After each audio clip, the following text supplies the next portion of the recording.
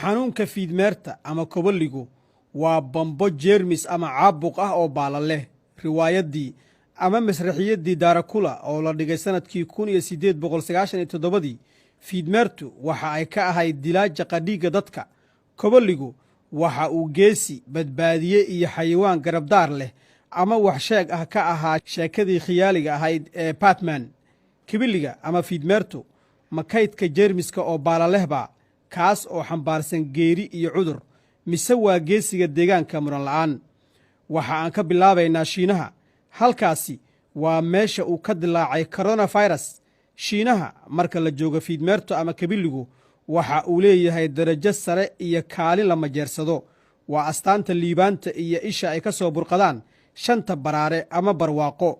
guri walba oo Shiinaha ku yaalana waxaa laga helaa taaladan fiidmeertu ku xardhan tahay 5 koboli oo isu eg ama 5 fiidmeer oo isu eg iskuna dhegan, kuwaas oo ay aaminsan yihiin inay soo jiidaan barwaaqada, caafimaadka, cimri dheerida, wanaagga iyo niyad samaanta.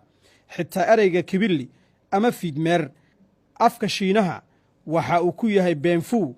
waxa uu aad ugu dhow yahay ereyga liibaanta ama baraaraha oo afka Shiinaha ku ah isaguna senfu. dadka Shiinuhu ma aqbalayaan mana yeelayaan marnaba eedaha iyo xumaanta loo tiiriyo fiidmeerta ama kibiliga, iyada oo weliba sumcadda fiidmeertu aad u xun tahay laguna yaqaan sooyaalkiisa farsamaynta jeermisyada sababa cudurrada faafa. sidoo kale waa isha ay ka soo burqato balaayada shanta ah ee fayrasyada SARS, Ebola, Nebah, sucaar iyo coronavirus. dhammaan waa cudurro safmar ah oo faafa, kuwaas oo qaaradaha caalamku wadaageen iyaga oo faafiyey meyd iyo jirro. balse aan isweydiinno, waa maxay sababta fayrasyadu u doortaan fiidmeerta oo aanay u dooran xayawaanada kale? nasiib darrada bini'aadamka, fiidmeertu waa sida aadanaha, waxa ayna ka mid tahay naaslayda. koboligu waxa uu ka dhigan yahay 5 meelood meel naaslayda adduunka ku nool oo dhan.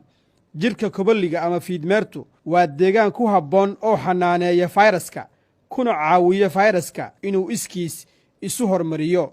kadibna waxa uu u gudbayaa fayrasku jirka bini'aadamka isaga oo ku gaashaaman awood aan ka dhicin tan difaaca jirka dadka, isla markaana tababar adag ku soo qaatay gudaha jirka fiidmeerta. balse hadda koboligu waxa uu la duulayaa fayraskiisa isaga oo aan cidna ka hibaysanayn. shaqada ugxaantiisu waxa ay ku ballaarataa duulimaadkiisa. duulimaadku waxa uu u suuro geliyaa fiidmeerta inay ka adkaato kana takhallusto saamaynta jirrooyinka ku dhaca dhammaantood. balse sug u kaadi, maxaa dhacaya haddii bini'aadamku laayo ama gumaado dhammaan fiidmeerta ama kibiliga? dhibaatada xal ma loo helayaa? cilmi baarista la sameeyey waxa ay muujinaysaa in Maraykanka oo keli ah uu bixin doono $22 bilyan sanadkii si uu u maareeyo saamaynta ka dhalan doonta marka xayawaanka fiidmeerta la laayo.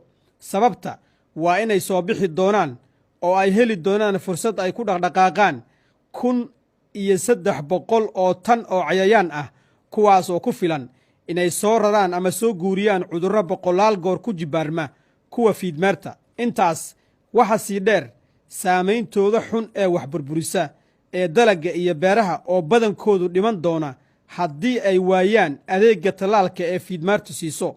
64 milyan oo sano ayaa lagu qiyaasay cumriga fiidmeertu ku nooshahay adduunka, waana 1,300 oo nuuc oo isugu jira kuwo dhagala, kuwo indhala iyo kuwo dhiigga jaqa ama nuuga. fiidmeerta ama koboligu waddan waxa uu ka yahay maraq ama goosaar wanaagsan oo wax lagu cuno, waddan kalena cudur faafa oo halis ah. fiidmeerta ama koboligu waa mid lagu wareero marka la eego sida uu u samaysan yahay una dhisan yahay, si la mid ah sida uu u wareeriye adduunka. haddaba fiidmeertu ama koboligu ma bambo fayras ah oo hawada sare heehaabaysa, mise waa derbi adag oo ilaaliya deegaanka kana hortaga cudurrada faafa ee halista ah?